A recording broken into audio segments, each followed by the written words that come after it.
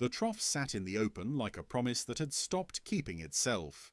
It was concrete, long and shallow, poured years ago beside a windmill borehole so cattle and wildlife could drink without tearing up the spring.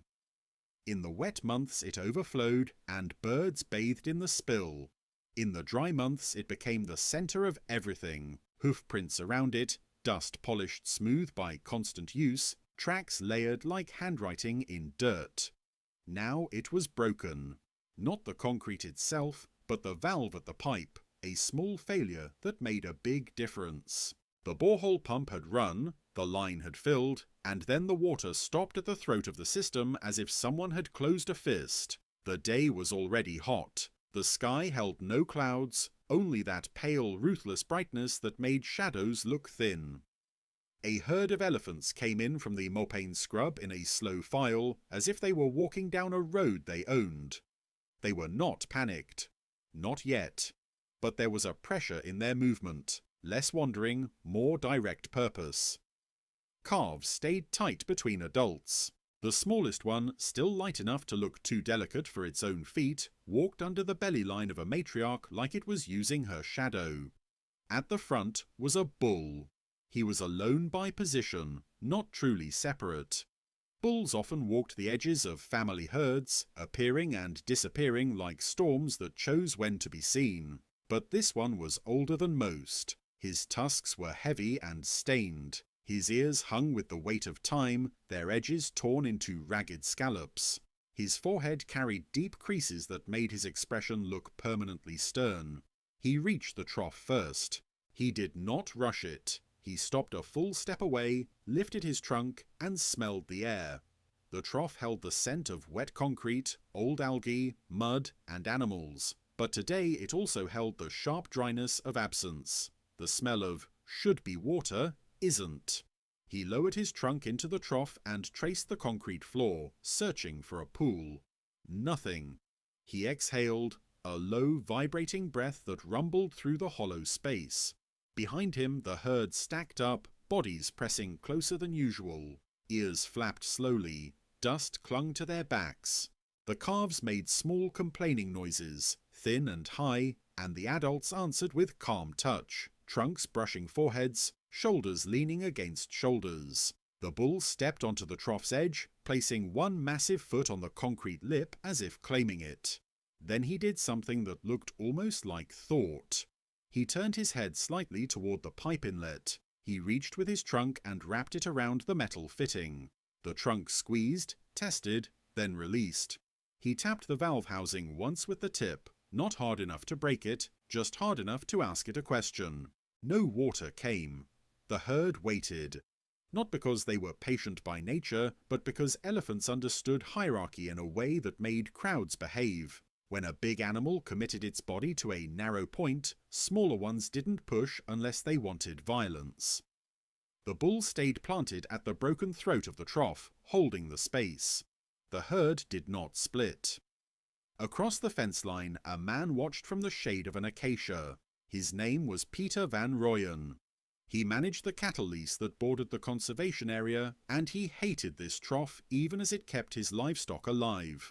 It wasn't his water, but he maintained the pump because nobody else would. When it worked, everyone benefited. When it didn't, everyone blamed someone. Peter's radio crackled with a ranch hand's voice. "Boss, pump's running, but trough's dry again." Peter stared at the elephants. "I see," he said. "Should we shut the pump off?" the hand asked. "Could be burning out." Peter looked at the bull's stance. 1 foot up, trunk on the pipe, head lowered. A living barricade. "If I go in there," Peter muttered, mostly to himself, "they'll come through the fence." Because that was the real problem. The trough sat close enough to the boundary that a thirsty herd could test every wire and post within 100 meters. Elephants didn't break fences like angry monsters. They simply applied truth to weak structures, and weak structures always failed. Peter had seen it before. One elephant pushes, the rest learn, and a boundary becomes a suggestion. He keyed his radio. "Don't shut it off yet," he said. "I'm coming." He climbed into his dusty pickup and drove toward the trough slowly, keeping distance. He didn't want to spook them into a surge. As he got closer, he saw the details that binoculars didn't show. The calves' dry mouths, the dust crusted in cracks of skin, the way the herd pressed closer than it should have. Their thirst wasn't dramatic yet, but it was building. Peter stopped his truck well short of the trough and got out with his hands visible. He wasn't armed, not because he was noble, but because a gun here would make everything worse. A warning shot could turn a controlled herd into a stampede. A single injured elephant could turn a quiet afternoon into a disaster that followed him in paperwork forever. He walked toward the pump shed, keeping his steps slow and sideways, not straight at the herd. His eyes flicked between the bull and the calves. He could feel their attention like heat on skin. The bull watched him. The bull did not move away from the trough. Peter reached the pump shed, opened the panel, and listened. The motor hummed steady. The pressure gauge wavered in a way Peter didn't like. He could hear water pushing through pipe somewhere, just not reaching the trough. He frowned and traced the line with his hand. Then he found the issue. A joint had cracked under sun and vibration, leaking into the dirt behind the shed. Water was escaping into the ground, feeding nothing but mud. Peter cursed under his breath. Fixable, but not fast. He turned and looked back at the herd. The bull still held the trough. The herd still held together, and the air around them felt like a rope pulled tighter with every minute. By late afternoon, the heat had flattened everything. The horizon looked washed out. Even birds had reduced their movement, saving energy. The only constant motion came from elephant ears, slow fanning meant to cool blood. Peter knelt behind the pump shed with a toolbox and a length of rubber coupling. He worked fast, but he didn't rush the way panicked people rushed. Rushed repairs failed. Failed repairs meant another day like this, and tomorrow would be hotter. He had called for help. A conservation officer arrived first, Nomsa Dlamini, driving a green truck with the reserve logo on the door and dust on every surface. Nomsa wasn't tall, but she moved like someone who knew how to occupy space. She had a radio, a sidearm she didn't touch, and the calm voice that animals seemed to respect even when they didn't understand it. Nomsa walked up beside Peter and looked at the leak. How long? 30 minutes if nothing else goes wrong, Peter said without looking up. Nomsa's gaze shifted to the herd. And if something goes wrong? Peter's jaw flexed. Then they test the fence. Nomsa nodded once, not judging, just acknowledging the physics of the situation. She lifted binoculars and studied the bull. He's holding them, she said. Peter wiped sweat off his upper lip with the back of his wrist. Looks like it. Nomsa watched the calves. If the calves push forward, the cows will push too, she said. And then you get chaos.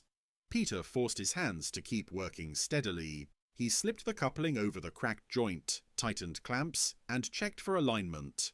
Nomsa keyed her radio. Bring a second unit. Quiet approach. No sirens, no horns. Static, then a voice. Copy, Peter muttered. You think we can keep them calm? Nomsa didn't answer in hope. She answered in reality. We can reduce triggers, she said. We can't control thirst. The bull at the trough shifted. He lifted his head and swung his trunk once, slow, heavy, across the trough's empty basin as if wiping it clean. It wasn't aggression. It was a gesture that looked like disbelief. A younger cow stepped forward, trying to edge around him. The bull turned his head toward her, and his whole body made a silent statement. Not yet. The cow stopped. Nomsa watched closely. He's rationing access to the point, she said, even though there's nothing to access. Peter's mouth tightened. Why would he do that? Nomsa's eyes stayed on the bull. Because the trough is still the place, she said. Even empty, the herd believes it will become water again, and he's keeping order until it does. Peter tightened the last clamp and stood. He felt lightheaded from heat and from the pressure of being watched by an animal that could fold his truck like metal paper. He walked to the pump panel and flipped a valve to purge air, then watched the gauge rise. Water started moving through the repaired joint, this time staying in the pipe. Nomsa took 2 steps toward the trough, speaking loudly enough for humans, not elephants. "Easy," she said, as if the word itself could slow mass. Peter opened the final valve. For a second, nothing happened. Then a thin stream of water spat from the pipe into the trough, weak at first, then stronger, then steady. The sound of running water changed the herd instantly. Heads lifted, ears paused mid-flap. Trunks rose like antennae. The calves made urgent noises. The crowding pressure surged toward the trough as if pulled by a rope. Nomsa lifted her arm, palm down, and spoke sharply. "Hold!" Peter knew she wasn't talking to elephants. She was talking to the humans inside themselves, reminding everyone not to make sudden movements, not to scream, not to celebrate like fools. The bull stepped fully onto the trough edge, body squared, claiming the narrow point. Water poured in. The first cow behind him tried to push. The bull swung his head, not violently, but with enough authority to stop her. His tusk brushed air inches from her shoulder. The cow halted. Then the bull lowered his trunk into the filling trough and drank first. Not greedily, measured, controlled. A few long pulls, then he lifted his trunk, water spilling down like rain, and stepped half a pace sideways. He allowed the first cow forward, one at a time. The herd did not split. The calves waited with agonizing impatience, but the cows held them back, trusting the flow, trusting the bull's control because elephants were built for that kind of trust, the kind that kept bodies from crushing each other. Peter felt something loosen in his chest. Nomsa exhaled. "That's leadership," she said quietly. Peter watched the bull. Or stubbornness. Nomsa's eyes stayed steady. "Same tool," she replied. A second reserve vehicle arrived and parked at a distance. Rangers stood quietly, not approaching, just present. Human boundaries to prevent the herd from drifting toward the fence as they drank. Everything seemed under control. Then a small mistake arrived, the way it often did, not from the animals, but from a person who didn't understand what calm looked like. A ranch hand, young, impatient, drove up faster than he should have, dust boiling behind his tires. He stopped hard, door slamming, and shouted, "Boss, you fixed it!" The herd jolted. Several calves squealed. A cow snapped her head toward the noise, ears spread wide, showing the full surface like a warning flag. The bull froze mid-step. Nomsa's voice cut through the air, sharp as a whip. "Shut your door! Back up!" The ranch hand froze, startled, suddenly realizing he wasn't the biggest thing present. Peter's heart hammered. He hissed, "Get in your truck! Slow!"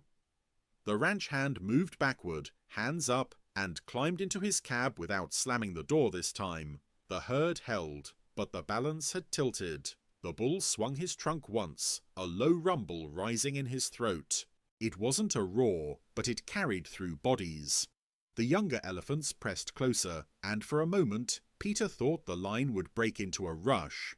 Nomsa stepped forward slightly, not too close, just enough to take the herd's attention away from the fence line. She raised her arms wide, making her silhouette larger, and spoke in a deep, steady voice. "Easy, easy." The bull's ears flapped once. He stared at the humans, measuring. Then he turned back to the trough. He stepped aside again. He allowed the next cow forward. Order returned, fragile but real. Peter swallowed hard and looked at Nomsa. "You ever get used to that?" he asked. Nomsa shook her head. "If you get used to it," she said, "you stop respecting it." The water continued to fill, spill, and run into the dirt, making a small muddy fan where birds would soon come. The trough was working again, and the herd, because the bull held it together, did not split. Not yet. The next morning the air was cooler, but the dry season still held the land in its grip. Peter arrived early, before the herd, to check the repair. He didn't trust a fix until it survived a night of pressure and temperature change. Pipes expanded and contracted, clamps loosened. The desert punished confidence. Nomsa was already there, standing on the roof of the pump shed with binoculars, scanning the mopane scrub. "You slept?" Peter asked, half joking. Nomsa didn't look away. "A little," she said. "Enough?" Peter climbed down and checked the coupling. Dry, tight. Good. He looked toward the fence line and saw fresh marks in the dirt where elephants had paced during the night, close enough that one push could have tested wire. "They were here after dark," Peter said. Nomsa nodded. "They came back to be sure," she said. "Animals don't trust one good moment after a bad one." Peter leaned against his truck. "Neither do people." Nomsa's mouth twitched slightly. "Exactly." The herd arrived mid-morning, slower now, less compressed. Thirst had eased, bellies were less tight, calves looked livelier, bumping each other in small games that were half practice, half joy. The bull came again at the front. He approached the trough and drank first, as he had yesterday, but this time, after a few pulls, he stepped aside sooner. He allowed 2 cows to drink at once, then 3. The line loosened. The herd spread out slightly. Peter felt relief, but he also felt the other thing that came with relief. People made decisions when they weren't scared, and decisions were the dangerous part. A third vehicle arrived, this one not reserve green, not ranch dust. It was a clean white government truck with a logo Peter didn't like, the Water Authority contractor. A man stepped out in a crisp shirt and sunglasses. He looked at the trough, then at his clipboard, then at the elephants as if they were obstacles. Nomsa climbed down and approached him before he could walk closer. "Stop there," she said, calm but firm. The contractor frowned. "I'm here to inspect the borehole system," he said. "We've had reports." Nomsa cut him off. "You will inspect from a distance," she replied. "Elephants are on the trough." The contractor glanced at the herd. "So we wait." Peter muttered under his breath. "He doesn't know what wait costs." Nomsa heard it, but kept her focus.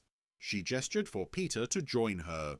The contractor said, "If this pump fails again, we'll need to shut it down and replace the whole line. Might take days. The herd can use other water points." Nomsa's eyes narrowed. "Other points are farther," she said, "and those points are already under pressure." The contractor shrugged. "That's wildlife." Peter felt anger flare. "It's not just wildlife," he snapped. "It's my cattle too." The contractor looked at Peter like he'd forgotten cattle existed. "Then haul water," he said lightly. Nomsa's voice stayed even, but it hardened. "No," she said. "We plan this. We don't pull water out from under a herd in a dry season because it's convenient on paper." The contractor's mouth tightened. "You don't have authority over maintenance schedules." Nomsa stepped closer, not aggressive, just present. "And you don't have authority over what happens when a thirsty herd decides your truck is in the way," she said. That landed. The contractor glanced again at the bull, who had lifted his head slightly. The bull's ears were forward now, attention caught by the human tension. Peter watched and felt his stomach sink. Humans were doing it again, creating a problem in front of animals that responded to pressure like animals did. Nomsa lowered her voice. "Back up," she told the contractor. "Slow, you can talk from there." The contractor hesitated, then backed toward his truck. The bull's ears relaxed. The herd continued drinking. Peter exhaled through his nose. "So what's the plan?" he asked Nomsa. Nomsa looked at the trough, then at the fence, then at the scrub where the herd had come from. "We make this water point more reliable," she said, "and we make it less risky for the boundary." Peter frowned. "How?" Nomsa pointed to the spill area where water ran into dirt. "We extend the trough line farther from the fence," she said. "Another basin deeper inside the reserve, so they don't crowd the boundary." Peter's eyebrows rose. "You think they'll use it?" Nomsa nodded. "They use water where it is dependable," she said, "and they follow leaders. Your bull has already taught them this point matters." Peter stared at the bull, who drank again, then stepped aside to allow calves closer at last. The calves pushed their trunks into the water clumsily, splashing themselves and each other. Adults tolerated it with patient annoyance. Peter said quietly, "He kept them from breaking into a panic yesterday." Nomsa's gaze stayed on the herd. "He kept them from splitting," she said. "And splitting is when fences die." The contractor, now at his truck, called out, "So we're not shutting it down today?" Nomsa didn't look at him. "Not today," she said. The contractor muttered something and wrote on his clipboard, "Annoyed." Peter watched the herd. He watched how the bull moved, how he didn't bully when there was enough, how he used pressure only when pressure was necessary. He understood something he'd never needed to admit before. The elephants weren't the problem. The trough failing wasn't even the real problem. The real problem was that water had become a single point of failure in a landscape that used to have many. And when landscapes narrowed, animals did what they had to do. People did too. As the herd finished drinking and moved back into the scrub, Nomsa stayed beside the trough for a long time, watching the last calf's wet trunk drip onto dry dust. Peter said, "Think they'll come back tonight?" Nomsa nodded. "They'll check," she said. "They'll remember the dry trough. They'll remember the fix. They'll return until the place proves itself again." Peter looked toward the Mopane. The bull was last to leave, as if sealing the group behind him. He paused once and looked back at the trough. Not like a human looking at a machine, like an animal memorizing a lifeline.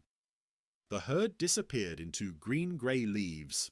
The trough kept running. And for now, because one bull held order long enough for water to return, the herd did not split.